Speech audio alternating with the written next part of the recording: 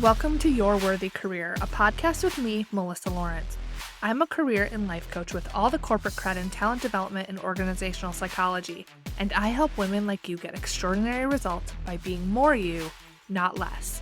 I won't just help you have a career experience worthy of you, but I will help you build your self-worth to shift what you think is possible and take the action that will create the career you've always wanted. Whether it's more meaningful work you're passionate about, making more money, getting to your next level, or being more effective as a leader, we are shattering the glass ceiling here, the one that exists for women at work and the one we put on ourselves with our doubt and inner critic. Each week, you will get practical teachings grounded in neuroscience and effective career development strategies. You'll experience deep mindset shifts and the perfect amount of woo so you can run your career with ease rather than your career running you. You were born for more, and I'm going to help you get there, with maybe a few dance parties along the way. Your up level begins now.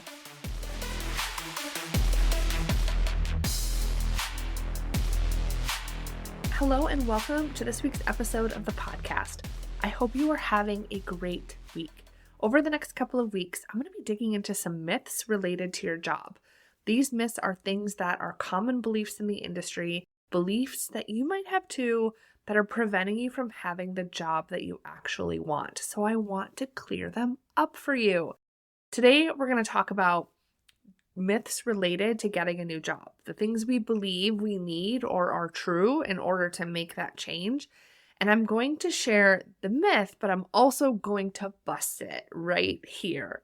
Then next week, I'm going to talk about promotion myths. And the following week is going to be myths about improving your current role or your current job. So you're not going to want to miss this series because I promise there are things that I'm going to talk about that you are thinking are 100% true and accurate, but believing these things is keeping you unhappy and making your career growth non-existent because you're focused on the wrong action. Now, before we dig into this week's topic, I have a couple of announcements. First is that I have another brand new training that's coming your way next month. This one is all about getting into your dream job, whether that's a promotion, a new job at a new company, or upgrading your current role while you work on your long-term career plan. The training is called How to Get Your Dream Job as a Woman in Pharma Biotech, Even with Budget Cuts and Layoffs. It's happening on February 16th at 12 p.m. Eastern. It's a virtual, so you can attend from anywhere in the world. So if you are a woman in pharma biotech who wants a career change or to make sure that you're on the right path in your career, this is for you. We are going to cover so much. Here's what we're going to talk about. We're going to talk about the mistakes you're making now that are preventing you from having the job that you want, how you can advance your career as a woman in the industry without playing political games or settling for something good enough, some specific strategies that you can implement now that are going to get you dream job offers and promotions, and how the strategies that you're going to learn are effective even when you've been told no already, or there's layoffs going on, or budget cuts are looming. Plus, I'm going to share the details for how you can guarantee that you get a new job, a promotion, or upgrade your current role by joining us in Beyond the Ceiling. Beyond the Ceiling is my 4-month group coaching program for women in pharma biotech, and enrollment is opening soon on the same day, February 16th. So to register for the training, go to yourworthycareer.com/dreamjob and add your name, and you'll get the Zoom details immediately. All right, let's dive in to these myths about what it takes to get a new job. The first myth is that you have to wait until the market is better. Now, I talked about this one in length in a recent podcast episode, The Life Sciences Job Market Isn't Tight Right Now. And I want to say this is a myth. There are opportunities right now, 100%. I would say instead that the market is competitive right now, which means it's just more important that you know what you want and you have the skills to get the job. But the opportunities are there. You just can't rely on being a high performer with a great resume anymore because there are many with the same profile. However, you can stand out and get a job you love where you are now or with another company. So in my group program, Beyond the Ceiling, 2 of the people that joined the last cohort were unemployed when we started because they were impacted by industry layoffs. But within 3 weeks, they had a new job. One was a contract role and the other was a full-time role that they're really enjoying. So you don't have to wait until the market is better to get into the job you want. You are in the driver's seat of your career and you can stand out against the competition as the obvious best choice. You can make the career moves you want to make right now. You do not have to wait until the market is better. I don't know how many times I can say that. I'm going to say it again. You do not have to wait until the market is better. Number 2, you just need to work on your resume. Let me just say it. Your resume isn't what gets you jobs. You are what gets you jobs. Your resume is a piece of paper that represents your experience and qualifications. And of course, there are best practices for writing your resume. We cover this inside Beyond the Ceiling. But it isn't the make or break of whether or not you get the job. In fact, there is no one right way to write your resume. One universal truth is that your resume should show your accomplishments and impact and not just responsibilities. But other than that, whether or not your resume is good is completely subjective to the reviewer. When I worked in HR, I witnessed 3 different HR people talk about the resumes that they prefer. All different, and all of the HR people were from the same company. They all had different preferences. I have heard hiring managers talk about what they like to see on a resume that is very specific to them. I've heard a recruiter from the life sciences say they don't like color on a resume, and I've heard others say that they like it. I've had clients spend hundreds of dollars or more on a resume writer and then end up hiring me because it didn't help them get the job. So please save your money unless you really don't want to write your resume and you find it tedious, and the only way that you'll have one is if you outsource it and you have the money to spend on it. Then of course it's like a luxury, but you don't need it. It's up to you, but it is a myth that you need to just tinker with your resume or you need to make it better or you just have to have it professionally written. And once you do that, then you'll get the job. That is a complete myth. So it's very much a luxury, nice to have. It's not something that you need. Number 3, the job you want just isn't available. This is false, 100% false. And I'm so passionate about this because this is what I help people do, is figure out what their next best role is and then get into it. And a specialty that I have is helping my clients get their ideal job created for them. This is such a different angle and opportunity than we're used to having in the industry. I didn't know this until I did this for myself. I had a role created for myself when I was in industry, and I've helped many clients do this since. Even with budget cuts, even with layoffs, even when the role didn't exist before. I've helped clients write their own job descriptions multiple times and have it created. I've helped clients negotiate their responsibilities and get better responsibilities added to their job, and the ones that they didn't like removed, both with a current company and during the interview process. Yes, you can even negotiate this during the interview process.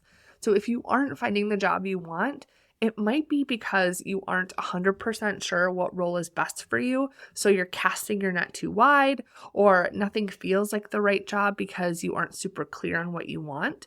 It might also be because you're not looking in the right places, or you're not tapping into the hidden job market. Yes, this is a real thing.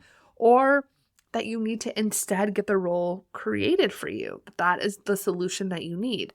No matter what the circumstance, there is a solution, and the job that you want 100% is out there. The first step is to know specifically what that is, and then we can position you to get it, okay? The 4th myth is that dream jobs don't exist.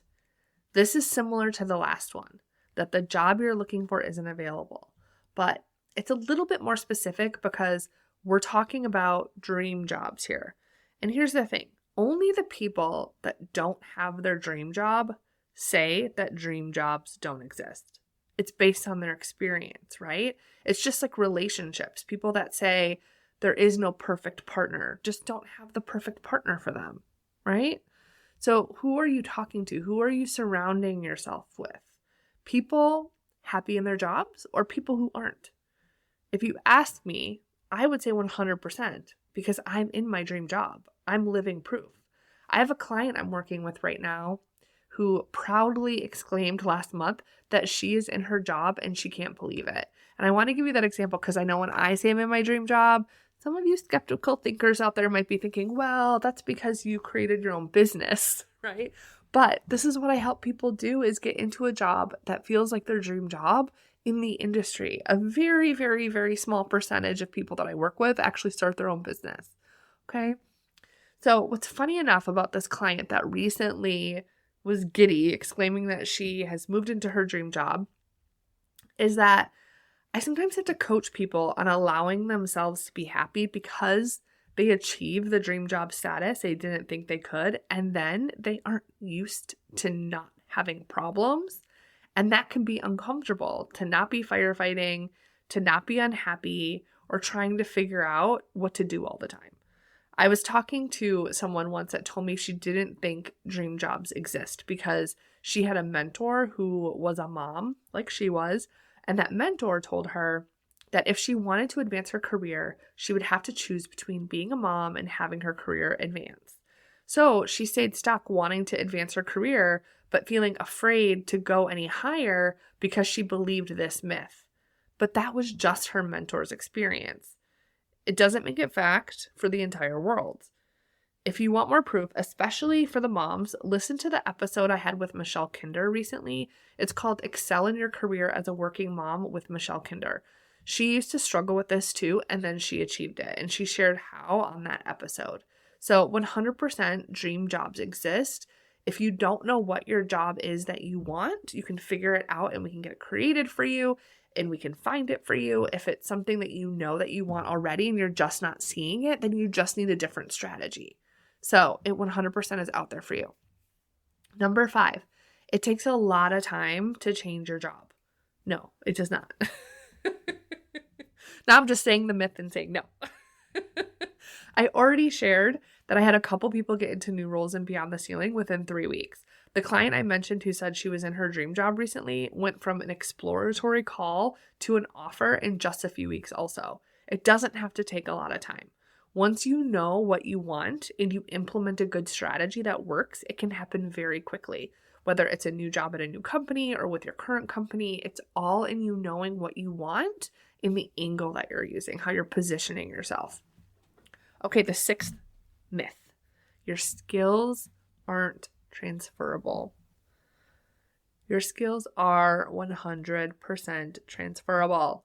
Let me shout it for you. Your skills are transferable.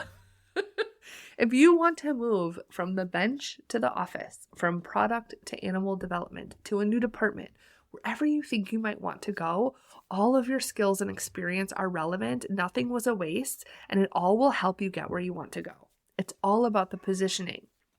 You have to make it crystal clear how your skills are relevant, and you can't expect people to make that connection for you. So there is some strategy to this, but 100% everything you've done before has led to this moment. Please don't let this keep you unhappy in your job.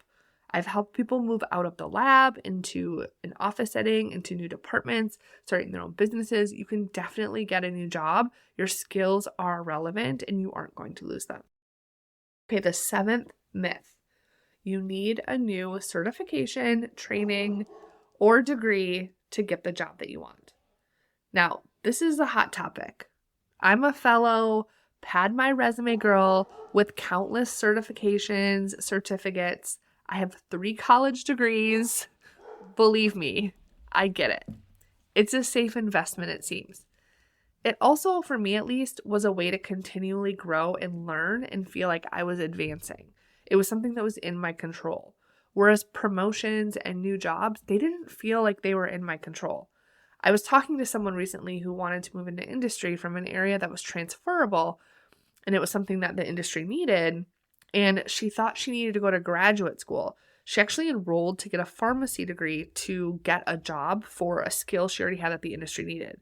But this is just a myth, and it can be a big mistake that costs you a lot of time and money. You have to be sure of what you want first before investing in any sort of training or education. Then, Once you know what you want, you can get the job without a specialized degree in some cases. I've seen job descriptions be edited to remove advanced degree requirements for the right candidate. So someone applied that didn't have the degree requirement, got the interview anyway, and then the hiring manager and team liked them so much they removed that advanced degree requirement to hire them. Also, unless the degree is qualifying you in something very technical that is required for the job, that specific degree won't help you get the job. There are so many other factors that go into the strategy of getting the job you want. And if you don't have or use that strategy and instead just have a nice resume with another degree or certification, you likely won't even get an interview. So then you would have wasted so much time and money and delayed getting into the job you want by years. I had another client who was going to get a project management certification when we had our consultation call. And instead, we worked on getting her clear on what she wanted and delaying the project management certification until she knew she needed it. So she trusted me enough to pause that plan and hire me and determine what came out of that process first before she moved forward. And what we discovered is she didn't actually need that certification. She didn't even want to do project management. Right? She just was so unhappy in her job, she couldn't see clearly. And so she moved to a new company. She got promoted, she got a big raise, and she got a sign-on bonus that essentially reimbursed her for the coaching fee that she paid me.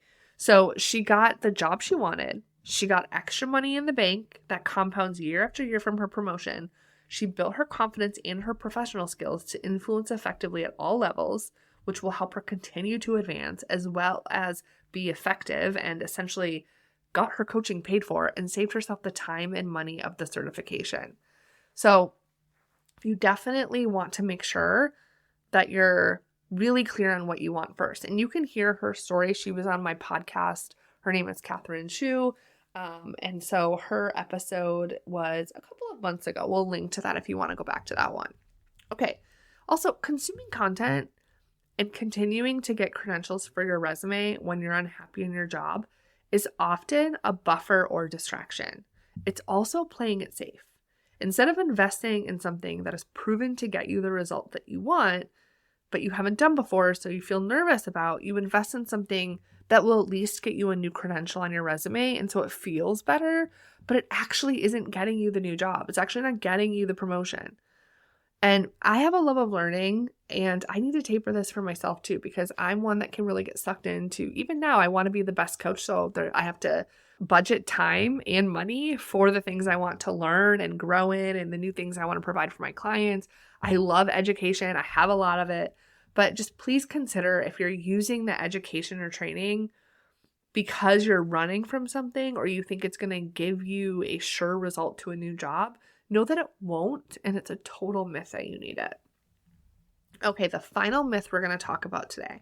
I swear I could talk about this forever, all of these different myths, but I boiled it down to 8. So the 8th myth we're going to talk about is that you have to be 100% qualified to get the job. Now, this is a question I get a lot. Do you need to meet all of the qualifications? And the short answer is no. Job descriptions are often a wish list. Also, it's important to know that confidence is going to be more influential in an interview process than competence. Meaning, how you present yourself is going to influence whether you get the job more than the credentials or experience on your resume. Maybe I should say that again. How you present yourself is going to influence whether you get the job more than the credentials or experience on your resume. And I've given you some examples of this already in this episode. But a rule of thumb is if you are 70% qualified, I'd suggest you apply. The only caveat I'd make to that is if there is a critical technical skill required for the job and you don't have any experience or transferable experience, then I wouldn't apply. For example, if the job requires that you have to have experience with biomarkers and you don't have any, you've never worked with biomarkers, I wouldn't apply because of the criticality of that role, of what a role that works within biomarkers or selecting biomarkers is doing. And if the role requires, let's say it requires you to manage and be responsible for FDA audits and you've never directly supported an audit, I wouldn't apply. But it is a myth that you need to be 100% qualified, or if you're not, that you wouldn't be the best candidate among the sea of other candidates who maybe have met more of the qualifications than you. That's just not true. All right. So we've covered 8 myths about getting a new job and we've busted them. Now, the thing about myths is they keep us stuck. They keep us head down and working on all the wrong things, which is why this is such an important thing for us to talk about. When you approach your job search, I want you to keep these in mind. And if you want to dig deeper on the strategy to getting a new job, I've given you some guidance here, but I'm going to go a lot deeper in the upcoming training that I have. How to get your dream job as a woman in pharma biotech, even with budget cuts and layoffs, is happening on February 16th. The link is in the show notes. I'll talk to you next week when we dive into myths about getting promoted. Have an amazing week. I hope you enjoyed today's episode. If you're ready to know your best career move and get into a new job, get promoted, or upgrade your current role to one you love, join me inside Beyond the Ceiling. Beyond the Ceiling is a 4-month group coaching program exclusively for women in pharma biotech. Enrollment begins February 16th. Learn more and join us at yourworthycareer.com/beyond.